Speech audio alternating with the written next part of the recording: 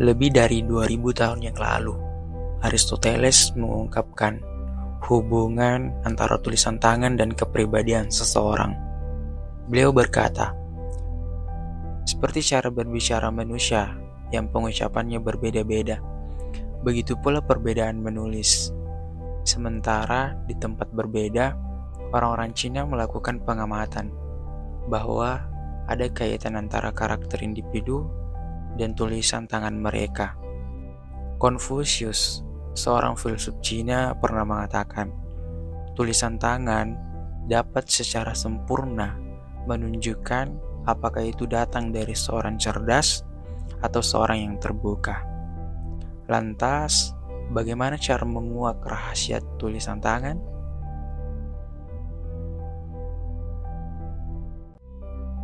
Apa itu grafologi? Grafologi berasal dari bahasa Yunani. Graf berarti menulis dan logos berarti ilmu. Sehingga grafologi berarti ilmu menulis tangan. Grafologi adalah cabang ilmu psikologi. Ilmu ini diberikan pada sebagian besar mahasiswa Fakultas Psikologi dalam mata kuliah psikografik atau psikodiagnostik. Grafologi juga sudah cukup lama dikenal dan dipelajari oleh banyak kalangan. Ilmu ini sangat bermanfaat untuk menginterpretasikan karakter seseorang melalui analisis dan pengamatan tulisan tangan. Dari sini dapat diketahui karakter dan kepribadian yang ada di balik tulisan tangan. Tulisan tangan adalah tulisan dari otak manusia, karena ketika menulis, kita menuangkan apa yang ada dalam pikiran. Jadi, tulisan tangan merupakan gambaran dari kepribadian setiap individu. Pikiran secara sadar menentukan apa yang Anda tulis dan alam bawah sadar mengontrol bagaimana cara kita menulis. Tulisan tangan seseorang juga merupakan cerminan jujur dari apapun yang ada di dalam benak orang tersebut. Meski menulis adalah sebuah kegiatan yang tampaknya dikendalikan oleh pikiran sadar seseorang, tetapi pikiran bawah sadar seseorang lebih berpengaruh pada gaya, bentuk, dan karakter mereka. Semua hal tentang seseorang terpapar dengan jujur dan gamblang melalui tulisan tangannya. Lebih dari itu, tulisan tangan seseorang ternyata seperti sidik jari. Setiap orang mempunyai gaya dan tipe tulisan sendiri. Tidak ada orang yang memiliki tulisan tangan identik dengan orang lain. Gaya menulisnya pun dapat diamati. Apakah tulisan lebih miring ke kiri, kanan, atau tegak? Bahkan dapat diketahui juga tangan apa yang digunakan menulis, kanan atau kiri. Juga dapat diamati ornamen-ornamen pada tulisan, misal tanda titik, bentuk lingkaran, tanda koma, dan jarak spasi. Semua ini memiliki arti tersendiri yang menggambarkan karakter. Diawali sejak 2000 tahun silam, ketertarikan atas tulisan tangan sebagai indikator kepribadian dapat dilacak dalam sejarah. Lebih dari 2000 tahun yang lalu, Aristoteles mengungkapkan hubungan antara tulisan tangan dan kepribadian. Seperti cara berbicara manusia yang pengucapannya berbeda-beda. Begitu pula perbedaan menulis. Sementara di tempat berbeda, orang-orang Cina melakukan pengamatan bahwa ada kaitan antara karakter individu dan tulisan tangannya. Confucius, seorang filsuf Cina, mengatakan tulisan tangan dapat secara sempurna menunjukkan apakah itu datang dari seseorang yang cerdas atau seseorang yang terbuka. Melalui cara yang sama dengan melirik tulisan pada amplop surat, kita langsung tahu apakah teman dekat atau relasi yang mengirimnya. Meskipun sudah sangat lama menarik perhatian kalangan terpelajar, baru pada tahun 1622, seorang ahli fisika dan profesor filosofi pada Universitas Bologna menerbitkan sebuah buku mengenai analisis karakter melalui studi atas tulisan tangan. Kemudian, pada akhir abad 19, tepatnya tahun 1800, Abbe Michon, seorang kepala sekolah di Paris yang sangat menghargai intelektualitas, ia menulis beberapa buku dengan subjek tulisan tangan sekaligus memperkenalkan istilah grafologi. Penelitiannya selama bertahun-tahun mengenai analisis tulisan tangan dipublikasikan pada tahun 1872. Namun, hingga kini tetap perlu dibaca oleh orang-orang yang benar-benar ingin mempelajari ilmu analisis tulisan tangan. Penggantinya yaitu Prefix Jamin membuat klasifikasi bidang-bidang grafologi dalam sebuah sistem yang lebih komprehensif. Hampir bersamaan, sekitar tahun 1890 di Jerman, Dr. Ludwig Klages, seorang filosof dan ahli grafologi, melakukan terobosan dengan mengaplikasikan teori grafologi.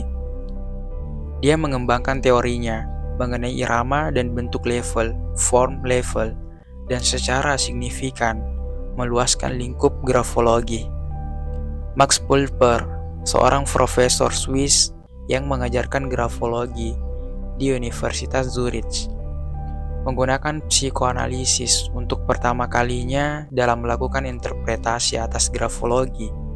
Langkah ini diikuti oleh Anya Taylor yang telah bekerja sama dengan Shigi Jung selama 20 tahun dan menerapkan teori tipologinya, yakni ekstrovert atau terbuka, introvert atau tertutup, ke dalam teori-teori grafologi yang telah ada.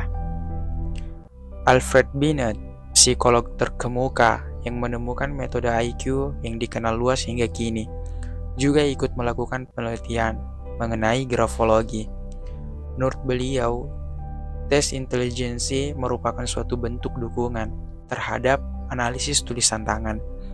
Ia meyakinkan bahwa beberapa karakter kepribadian tertentu terlihat dalam tulisan tangan. Semua kajian ilmiah ini memperlihatkan bahwa sebagai metode penilaian kepribadian, analisis tulisan tangan telah mendapat validasi melalui penelitian-penelitian, tentu menggunakan prosedur empiris dan klinis. Tulisan tangan sebagai ciri khas individu. Menurut Sir William Herschel, tulisan tangan mencerminkan kepribadian, seperti sidik jari membuka identitas seseorang. Seorang psikolog Prancis, Pierre Jean, sekitar tahun 1859 sampai 1947, ia menganggap analisis tulisan tangan sebagai ilmu masa depan dan menggambarkan tulisan tangan adalah film yang merekam sensibilitas penulisnya. Tulisan tangan sangat personal dan gambaran ciri khas kepribadian setiap individu. Tulisan tangan seseorang adalah ciri khas privat atau segel yang tidak dapat ditiru orang lain secara persis. Hasil cetakan yang ditinggalkan tulisan tangan mendeskripsikan karakter setiap individu dalam telaah atau analisis secara psikologi. Ahli grafologi dengan menggunakan teknik-teknik grafologi dan kombinasi teori psikologi akan mampu menguraikan hasil analisis tersebut dan mengartikan tulisan tangan seseorang ke dalam suatu deskripsi bermakna mengenai karakter orang tersebut. Menulis sendiri telah melalui suatu proses yang sangat panjang. Seiring dengan perkembangan peradaban manusia, simbol gambar telah digunakan manusia Neanderthal. Dalam berbagai penelitian arkeologi, banyak ditemukan gambar purba di dinding-dinding gua. Simbol berupa gambar antara lain juga digunakan orang Indian Amerika. Tak diragukan lagi, simbol-simbol ini merupakan usaha menulis atau suatu cara berkomunikasi yang sangat primitif. Bangsa Fonisia kemudian menciptakan huruf-huruf pertama untuk menulis seperti yang kita kenal sekarang. Bangsa Yunani kemudian mengadopsi alfabet tersebut dan menciptakan huruf vokal. Pada saat bersamaan, mereka mengubah arah menulis. Bangsa Semitik menulis dari kanan ke kiri, seperti tulisan Arab. sementara bangsa Yunani menulis dari kiri ke kanan. Setelah melalui beberapa modifikasi, alfabet tersebut menjadi seperti yang kita ketahui saat ini. Huruf-huruf kapital hampir seluruhnya identik, tapi huruf kecil mengalami beberapa modifikasi. Bentuk Latin huruf kapital dengan cepat menyebar ke seluruh dunia karena jelas, sederhana, dan terlihat positif.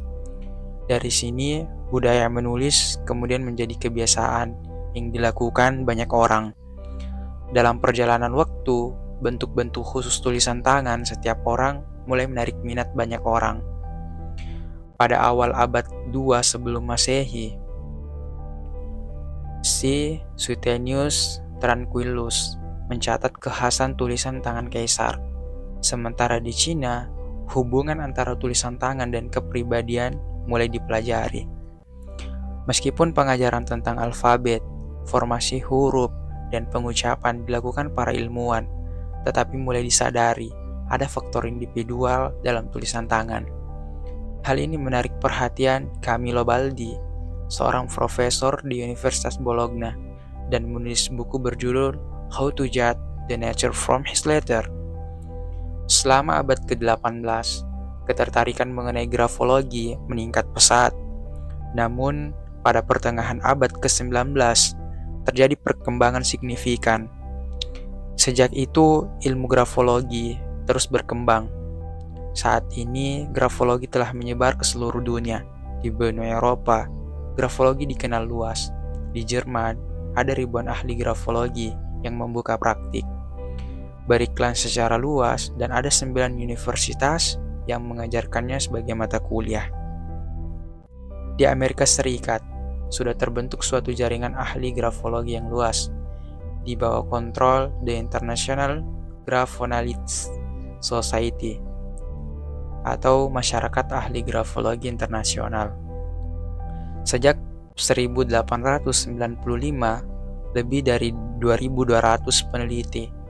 Mereka mempublikasikan analisis tulisan tangan dalam ilmu kesehatan, pendidikan, dan jurnal. Kini grafologi telah membuktikan keberadaan dan manfaatnya, serta banyak digunakan dalam investigasi kriminal, seleksi pegawai, evaluasi psikiater, penelitian tingkah laku, dan berbagai bidang kehidupan sosial dan komersial lainnya. Jika kamu merasa channel ini bermanfaat, jangan lupa like, komen, dan subscribe ya. Sekian dan terima kasih.